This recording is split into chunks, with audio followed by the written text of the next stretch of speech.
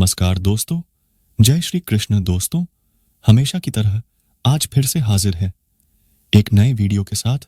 हम उम्मीद करते हैं कि ये वीडियो आपको पसंद आएगा और आप इसे अपने दोस्तों के साथ जरूर शेयर करेंगे और चैनल को सब्सक्राइब कर दें। एक दिन शिकायत आपको वक्त से नहीं बल्कि खुद से होगी कि एक खूबसूरत जिंदगी सामने थी और आप दुनियादारी में उलझे रहे। सच्ची बात है, जिंदगी में दो लोगों का होना बहुत जरूरी है। एक कृष्ण जो ना लड़े फिर भी जीत पक्की कर दे, दूसरा कर्ण जो हार सामने हो फिर भी साथ न छोड़े। आपकी नीयत से ईश्वर खुश होते हैं और दिखावे से इंसान। अब ये आप पर निर्भर करता है कि आप किसे खुश करना चाहते हैं। जब आप कृष्ण की पूजा नहीं कर पाए तो यह मत समझना समय नहीं मिला। सोचो, आज हमने ऐसा कौन सा काम किया कि भगवान ने अपने सामने खड़ा होना पसंद नहीं किया। अगर साफ नीयत से मांगा जाए तो ईश्वर नसीब से बढ़कर देता है। प्रेम शरीर या सुंदरता को देखकर नहीं होता है, प्रेम हृदय से होता है। जहां दो हृदय मिल जाए वही प्रेम जन्म लेता है। मन को निराश न कर, बस श्री कृष्ण पर तू विश्वास कर। हर पल साथ है मुरली वाला, इस बात का एहसास कर। समस्याएं हमारे जीवन में बेवजह नहीं आती, उनका आना एक इशारा है कि हमें अपने जीवन में कुछ बदलना है। मौन रहना अच्छा है, परंतु अन्याय हो तब नहीं। दुख भोगने वाला आगे चलकर सुख भोग सकता है, लेकिन दुख देने वाला कभी सुखी नहीं हो सकता है। समस्याएं हमारे जीवन में बेवजह नहीं आती, उनका आना एक इशारा है कि हमें अपने जीवन में कुछ बदलना है। सिर्फ अपनी नहीं बल्कि दूसरों की गलतियों से भी सीखो, क्योंकि लक्ष्य बड़ा है और समय कम। जो चीजें तुम्हें रुलाती है वही तुम्हारा मोह है। जो कोई भी जिस किसी भी देवता की पूजा विश्वास के साथ करने की इच्छा रखता है, मैं उसका विश्वास उसी देवता में दृढ़ कर देता हूं। जब परिवार के सदस्य अप्रिय लगने लगे और पराये अपने लगने लगे तो समझ लीजिए विनाश का समय आरंभ हो गया है। मनुष्य की मानवता उसी वक्त नष्ट हो जाती है जब उसे दूसरों के दुख पर हंसी आने लगती है। जब तक आपकी सोच और विचार अच्छे नहीं हो जाते तब तक आपके अच्छे दिन नहीं आते। गुरु के पास जाकर विनीत और सेवा भाव से जिज्ञासा करने से गुरु दिव्य ज्ञान प्राप्त करते हैं, जिससे सारी भौतिक समस्याओं से छुटकारा मिलता है।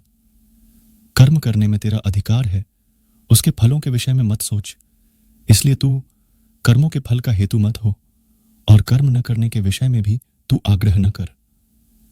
जो मनुष्य सभी इच्छाओं व कामनाओं को त्याग कर ममता रहित और अहंकार रहित होकर अपने कर्तव्यों का पालन करता है, उसे ही शांति प्राप्त होती है।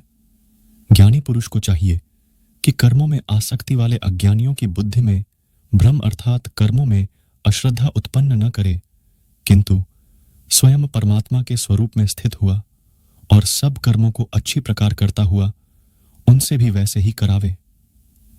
श्रेष्ठ पुरुष जैसा आचरण करते हैं, सामान्य पुरुष भी वैसा ही आचरण करने लगते हैं।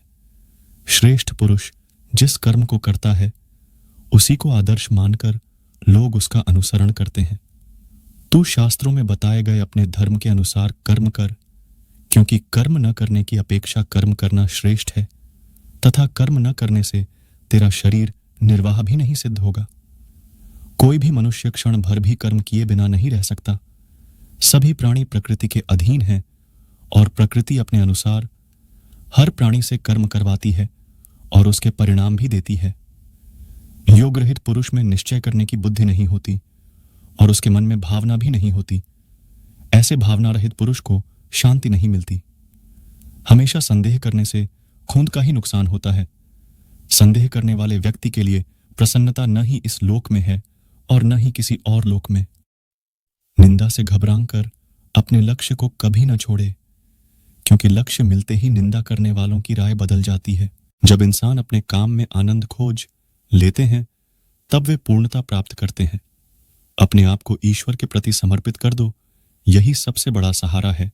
जो कोई भी इस सहारे को पहचान गया है वह डर, चिंता और दुखों से आजाद रहता है।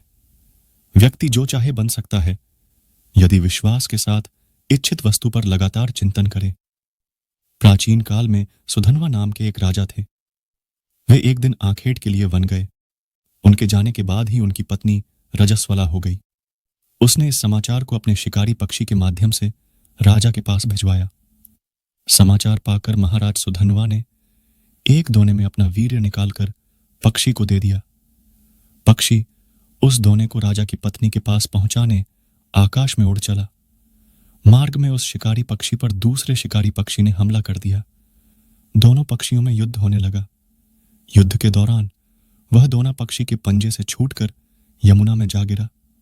यमुना में ब्रह्मा के शाप से मछली बनी एक अप्सरा रहती थी। मछली रूपी अप्सरा दोने में बहते हुए वीर्य को निगल गई तथा उसके प्रभाव से वह गर्भवती हो गई। एक निषाद ने गर्भ पूर्ण होने पर उस मछली को अपने जाल में फंसा लिया। निषाद ने जब मछली का पेट चीरा तो उसके पेट से एक बालक तथा एक बालिका निकली। वह निषाद उन शिशुओं को लेकर महाराज सुधन्वा के पास गया। महाराज सुधन्वा के पुत्र न होने के कारण उन्होंने बालक को अपने पास रख लिया, जिसका नाम मत्स्यराज हुआ। बालिका निषाद के पास ही रह गई और उसका नाम मत्स्यगंधा रखा गया, क्योंकि उसके अंगों से मछली की गंध निकलती थी। उस कन्या को सत्यवती के नाम से भी जाना जाता था। बड़ी होने पर वह बालिका नाव खेने का कार्य करने लगी। एक बार पाराशर मुनि को उसकी नाव पर बैठकर यमुना पार करनी पड़ी। पाराशर मुनि सत्यवती के रूप सौंदर्य पर आसक्त हो गए और बोले, देवी, हम तुम्हारे साथ सहवास के इच्छुक हैं। सत्यवती ने कहा, मुनिवर, आप ब्रह्मज्ञानी हैं और मैं निषाद कन्या, हमारा सहवास संभव नहीं है। तब पाराशर मुनि बोले, तुम चिंता मत करो, प्रसूति होने पर भी तुम कुमारी ही रहोगी। इतना कहकर उन्होंने अपने योग बल से चारों ओर घने कोहरे का जाल रच दिया और सत्यवती के साथ भोग किया। तत्पश्चात उसे आशीर्वाद देते हुए कहा, तुम्हारे शरीर से जो मछली की गंध निकलती है वह सुगंध में परिवर्तित हो जाएगी।